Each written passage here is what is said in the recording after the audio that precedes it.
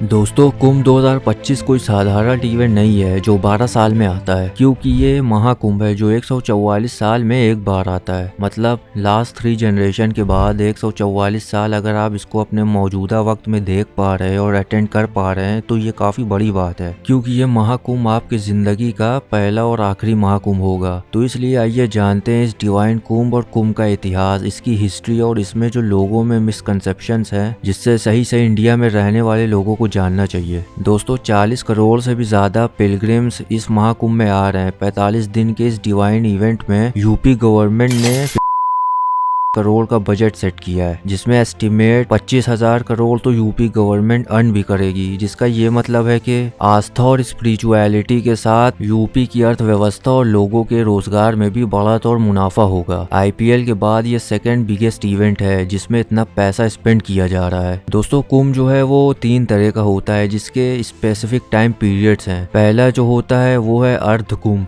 Once in 6 years. पूर्ण कुंभ जो कि 12 साल में एक बार होता है, और आखिरी ये महाकुंभ जो कि 144 साल में एक बार होता है। दोस्तों ऐसे तो कुंभ मेले का डिस्क्रिप्शन हमें ना वेदास में मिलता है ना ही पुराणों में, क्योंकि जितनी हम इसके बारे में कहानियां सुनते हैं वो ज्यादातर पुराणों से रिलेटेड होती है। प्रोमिनेंटली इसमें 3 कहानियां हैं जो हमें बताई जाती है, और इसमें से भी एक कहानी सबसे ज्यादा मानी जाती है, समुद्र मंथन के। जब देवताओं और असुरों के बीच में मंथन हुआ था जिससे अमृत की प्राप्ति हुई थी। एक बार ऋषि दुर्वासा के श्राप के वजह से सारे के सारे गॉड्स वीक हो गए। तब इस बात की खबर असुरों तक पहुंची, तो तब उन्होंने सोचा कि स्वर्ग पर हमला करके इस पर कब्जा कर लेते हैं। और होता भी यही है कि सारे डीमंस असुर देवताओं को हराकर स्वर्ग पर कब्जा जमा लेते हैं। तब सारे देवता लॉर्ड ब्रह्मा के पास जाते हैं मदद के लिए और उन्हें सारा किस्सा बताते हैं। फिर लॉर्ड ब्रह्मा सारे देवताओं के साथ विष्णु जी के पास जाते हैं, उनसे मदद मांगते हैं। तब दोस्तों लॉर्ड विष्णु एक देवताओं को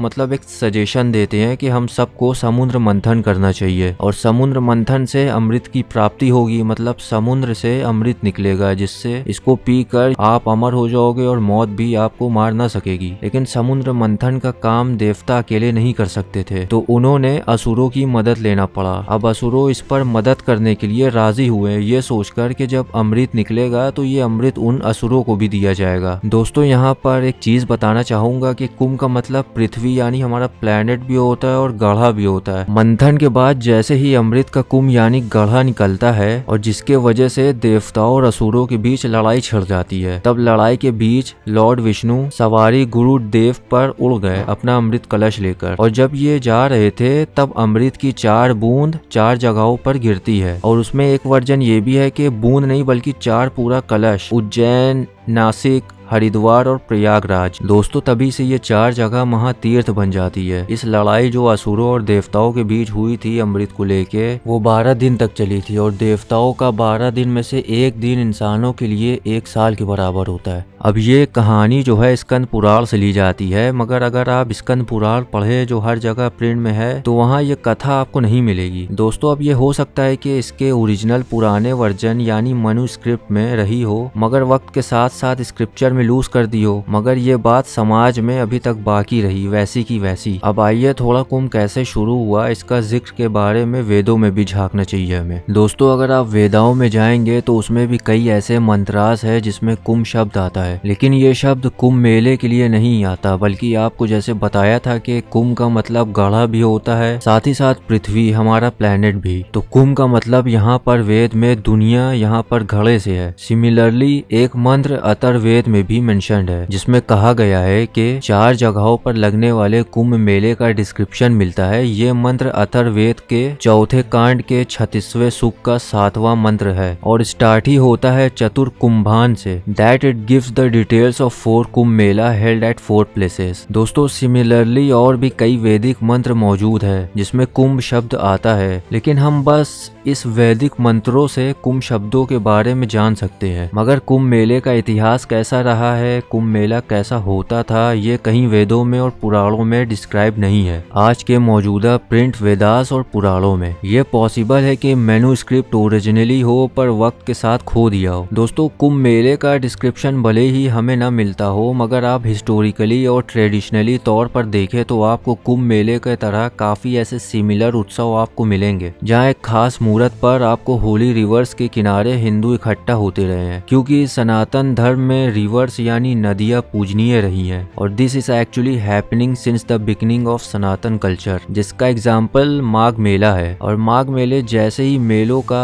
हमें हिस्टोरिकल रेफरेंस भी मिलता है, बल्कि आपको इन पिलग्रिमेज प्लेसेस तीर्थ स्थानों का वर्णन भी मिलता है। जैसे अग्नि पुराण में प्रयाग के महिमा का डिस्क्रिप्शन है, प्रयाग महात्मा। वहीं दूसरे तरफ इसका डिस्क्रिप्शन आपको बुद्धिस्ट स्क्रिप्चर मध्यम निकाय में भी मिलता है। अगर आप उसके सेक्शन खंड 1.7 में जाएंगे तो आपको इसमें प्रयाग में होने वाले एक नहान उत्सव के बारे में लिखा मिलेगा, जिसमें गौतम बुद्ध कह रहे हैं कि प्रयाग में बस आपके नहा लेने भर से आपकी बुराई और दुष्कर्मों का नाश नहीं होता है, आपको इसके लिए दिल से साफ और डीड से इम्पार्शियल मतलब निष्पक्ष होना पड़ेगा। ऐसा ही दोस्तों एक और इतना पुराना हिस्टोरिकल रेफरेंस ह्यून सैंग की सीयू की हिस्टोरिकल बुक में मिलता है, जहां ह्यून सैंग अपने 7th सेंचुरी में इंडिया आए उसके बारे में बता रहे हैं कि once in a 5 years Prayagraj में राजा हर्षवर्धन के राज में एक बड़ा फेस्टिवल होता था जिसमें ब्राह्मण के साथ बुद्धिस्ट भी पार्टिसिपेट करते थे। और इस फेस्टिवल के बाद राजा अपने रियायाओं में बहुत सारी राशि और धन भी डोनेट करते थे। यहीं दूसरे तरफ थोड़ा आगे बढ़े और मुगल पीरियड में हमें बिल्कुल एक प्रॉपर फाइन डिस्क्रिप्शन मिलता है। मुगल पीरियड की बुक है अबू फजल की, जिसका नाम है आयनाए अकबरी,